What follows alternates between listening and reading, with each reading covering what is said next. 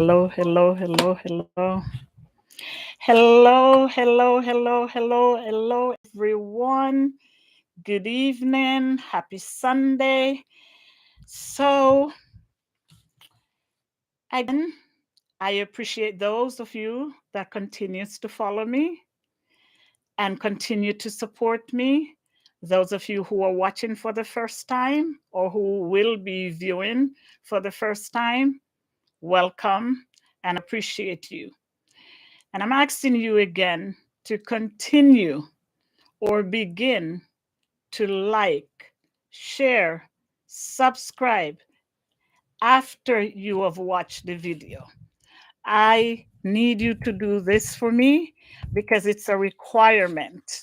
It's a requirement for me to get where I need to be. So I'm asking you to like and share. Just share for me. Thank you so much. Such a nice topic. Tonight's topic is one that has been requested. And when I get requests, I try to fulfill them by coming off a little of my agenda for my episodes. So tonight's topic, as you see, it's going to be talking about caregivers' salary. This is something that it's an issue that really, really, really needs some serious, serious, serious attention from administrators, agencies, private care providers. Now,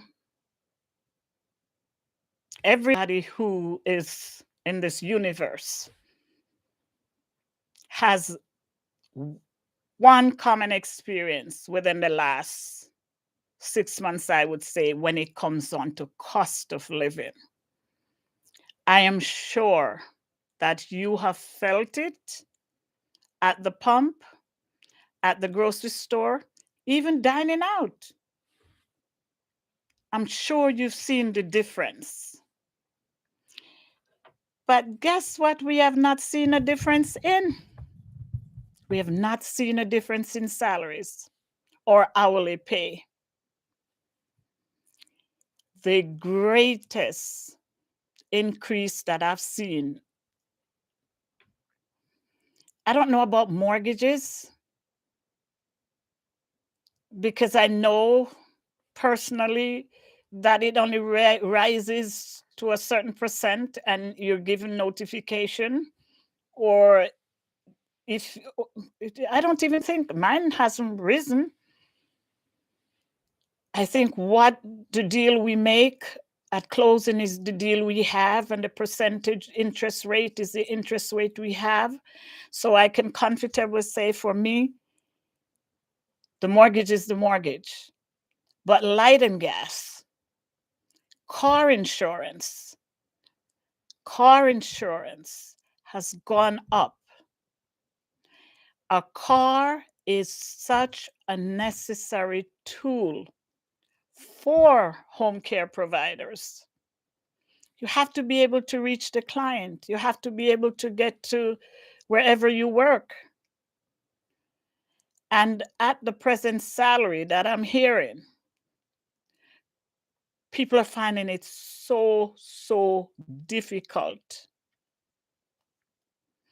The price that I'm hearing for apartments,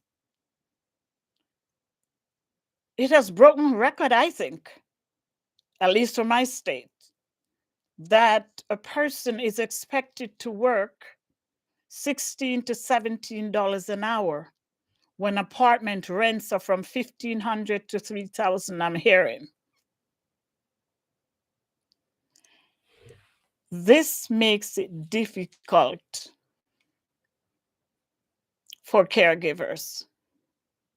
Can you imagine working and once you pay your rent, you can't feed the kids, you can't buy gas to get to work? Don't mention food. There are so many caregivers that have spoken to me, text me, those that have my number, and says, hey, talk about this. Administrators, I want to address you guys. I want to address you guys because you're the decision makers.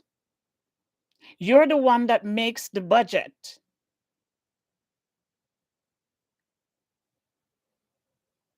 Look around you. The same experiences you go through with cost of living is the same experience the caregivers goes through. Your salary is good and you deserve it. You deserve it. You've worked hard, you've trained hard.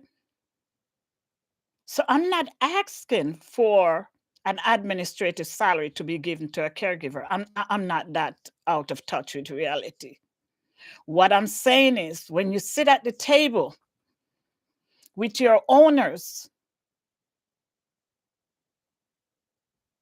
let's talk about putting a little more money into the pot for caregivers.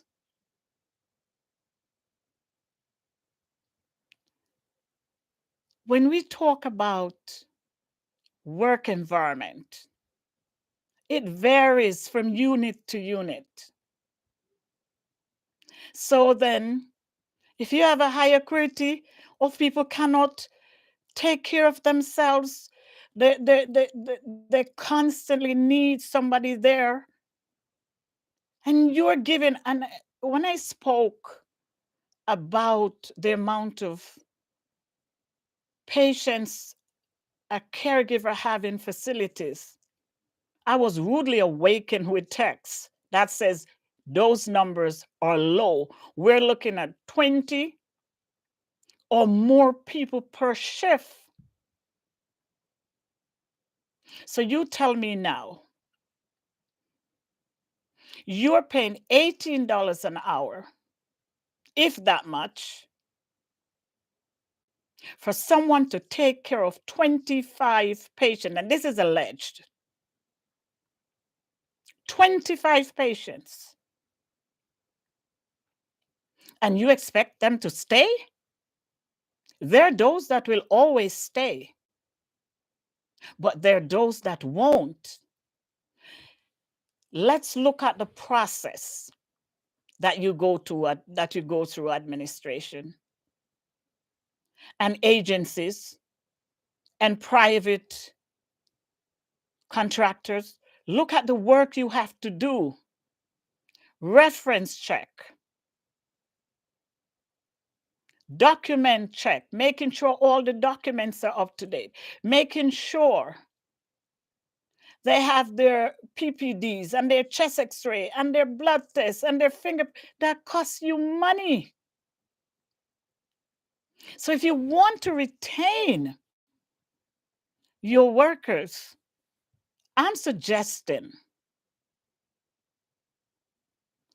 that you look into a pay raise across the board. A pay raise across the board. Or a pay raise according to experience, according to the unit they're working on. If someone is working on a rehab unit, a dementia unit, memory care,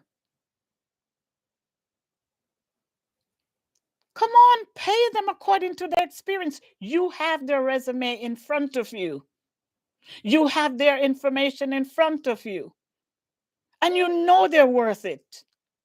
You know they're worth it.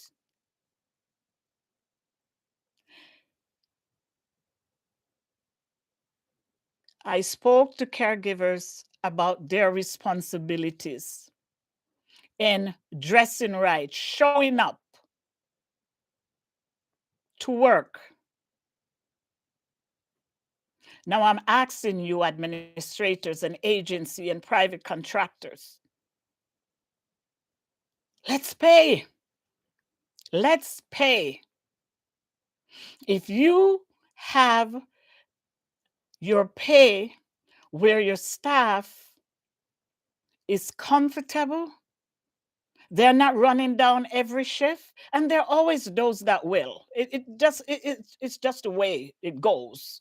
There are always going to be that person that will take every overtime and every. There's always, but for the broader population, what I'm requesting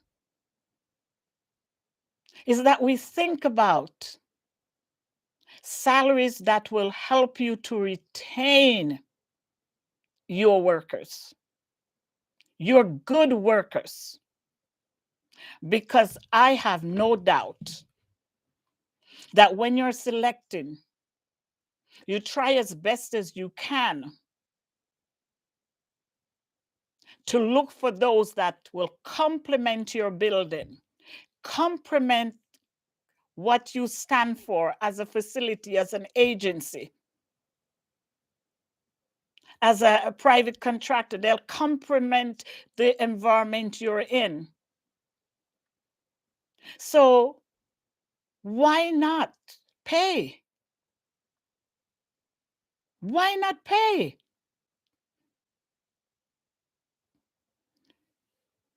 I believe that your caregivers, they're the backbone of your facility, your agency, because you can have 1,000 residents, clients, but if you don't have the manpower to manage it, you can't function. You cannot function.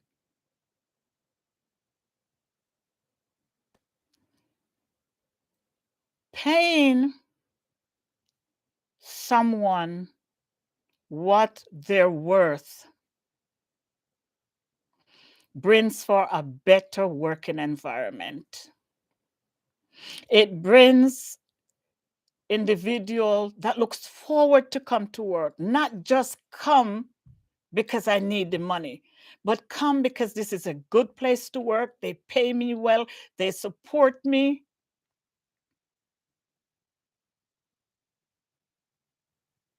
We really have to look into this. There is a severe, severe need for salary increase. And that's for my facilities. Now, agencies, and I'm not going to repeat myself because I've said it before. I have nothing against agencies. I don't. I'm an advocate, so I'm going to deal with everything that is an issue or that is of concern to the population I serve, caregivers and seniors.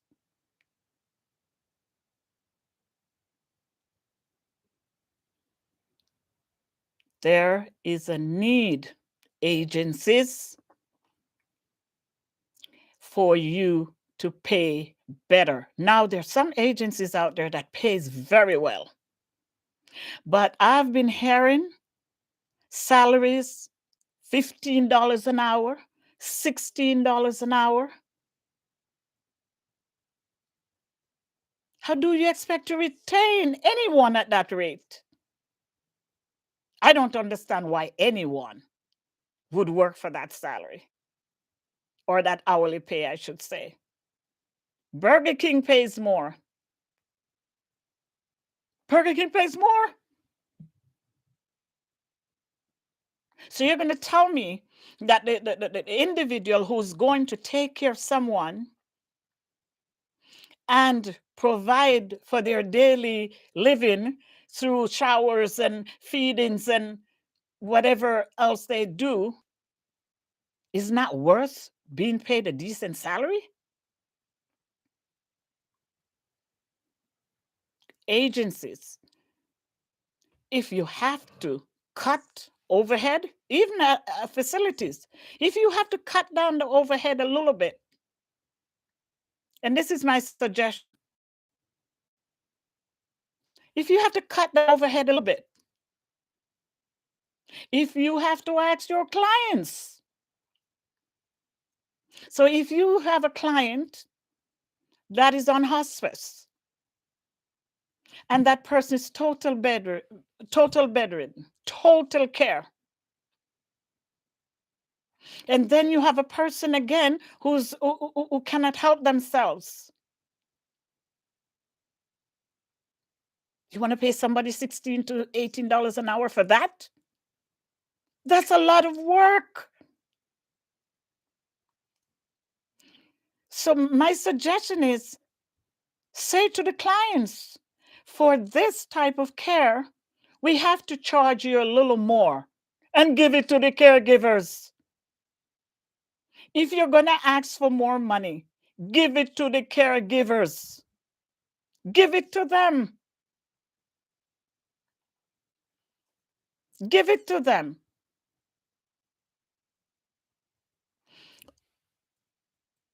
There will always be a need for more pay.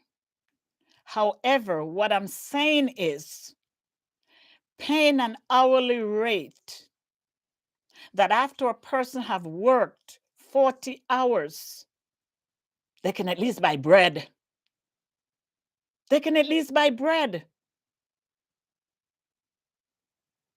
They can at least buy bread. I volunteer at a food pantry, and it breaks my heart every time I see a person come in and they're so honest, because for the most part, they're so grateful that we're there. One lady pulled me one side and said, I don't get paid for another 2 weeks because this was my rent week. I'm so glad you all are here with good stuff. That's what she said. Can you imagine how that person feels? The humiliation. Probably can't even let the kids know, which I believe that parents should never let kids know how much they're suffering.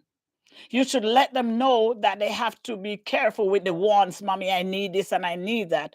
But as far as providing for them, you should never give them that stress. But can you imagine? Has on her badge, she has on her uniform. And she said, I was driving by and I saw this sign. Or he, can I get something? Can you imagine that? And they're working. They're working.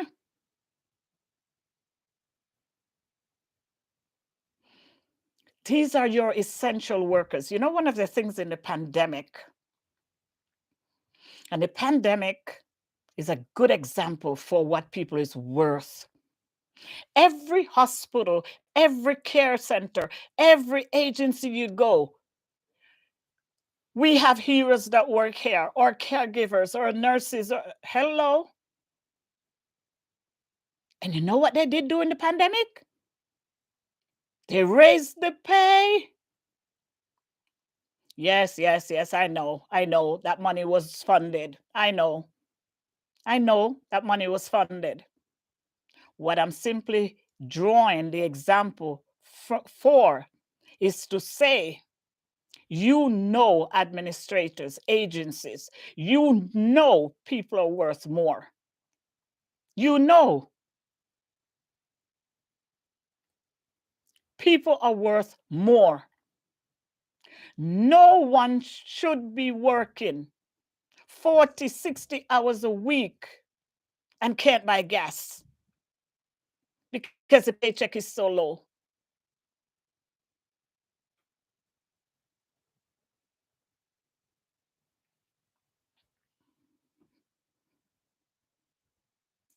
It's time for us to look at this issue seriously. It's time for us to look at this issue seriously, because every employee you lose, the amount of money you have to spend to get another one, is it worth it? Isn't it better to use that money, put another dollar on their pay? Isn't it better? Caregiving is not a gratified job. And when I say that, I mean it's not a job where you're going to get thank yous and oh, often. So when you're paid properly, and as I said before, no one should go into the care profession looking for pats on their shoulder every 3 seconds. No. However, when you get a salary and payday comes around and you feel like it's worth the hard work, it makes all the difference in the world. All the difference in the world. It's worth all the difference. So I'm imploring my administrators. I'm imploring my agencies. And, not so much private, because there's one thing about private. You state your salary. They either go for it or they don't. And you, as the individual who's doing the private, you're in control. You either say to yourself, okay, I'll take this because it's a short case, 2 weeks, because the next call might be a higher pay. So in private care, it's a little different. Private care, caregivers do well.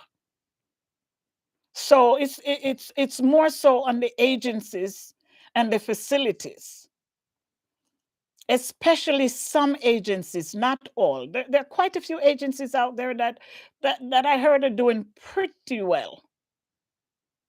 But then there are others, and they're charging comparable to the agencies that are paying well. These that are not paying their staff properly, they're charging comparable to the clients. Come on. And then you said you can't get any caregivers. And you know what is a term I hear just throw around so loosely? People don't want to work. That's not true. People don't want to work for nothing. But people want to work. People want to work, but they're not going to work for nothing. Come on, guys. Come on. Come on, guys. Think about how you pay. Think about it. Because for the most part, the administrative staff, some of them, I've been in buildings that they come in at 9 or 10, and by 2 o'clock they're gone. And the building is being run by your caregivers. It's being run by your caregivers. It's being run by your caregivers. So let's appreciate them. Let's appreciate them. And to show appreciation, let's think about raising the salaries, or raising the hourly pay. Because for the most part, it's not a salary job, it's an hourly job. And housekeeping works from what? 9 to 5?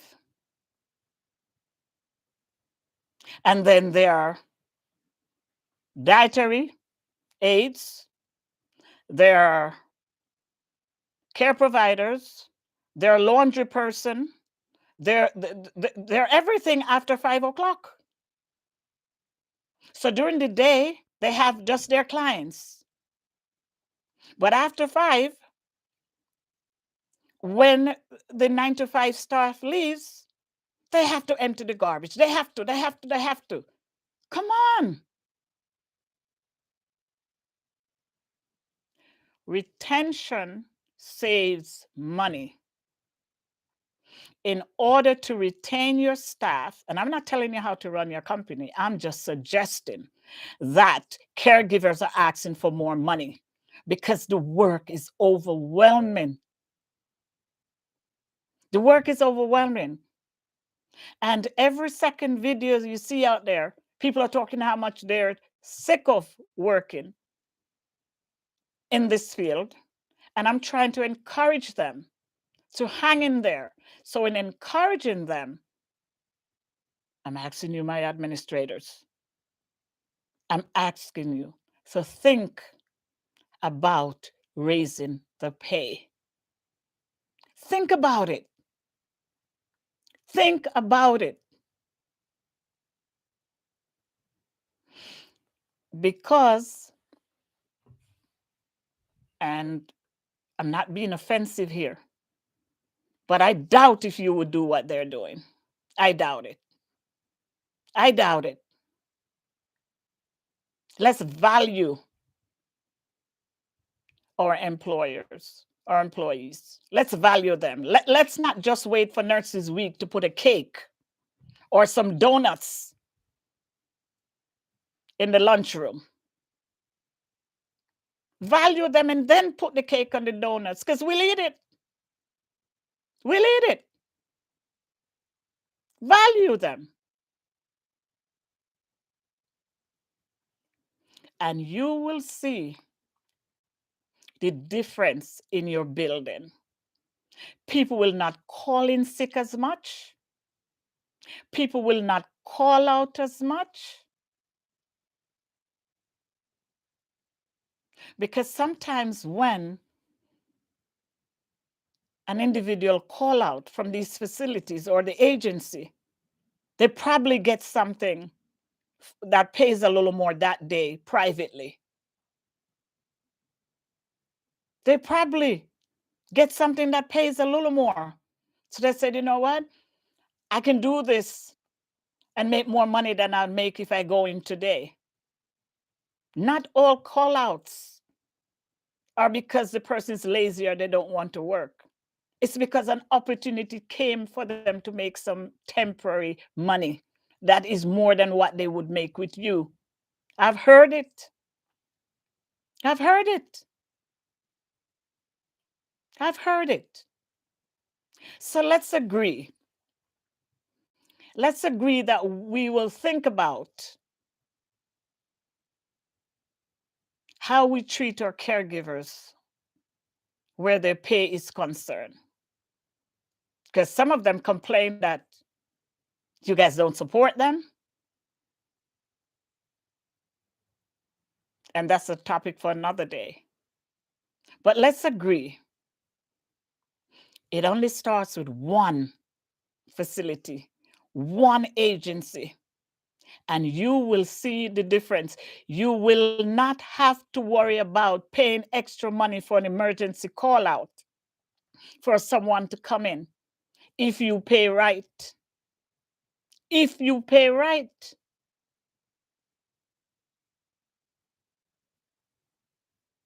So let's agree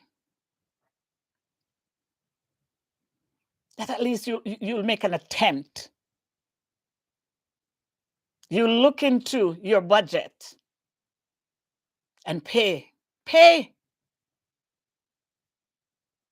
Not asking for $1 million. We're just asking for what we're worth.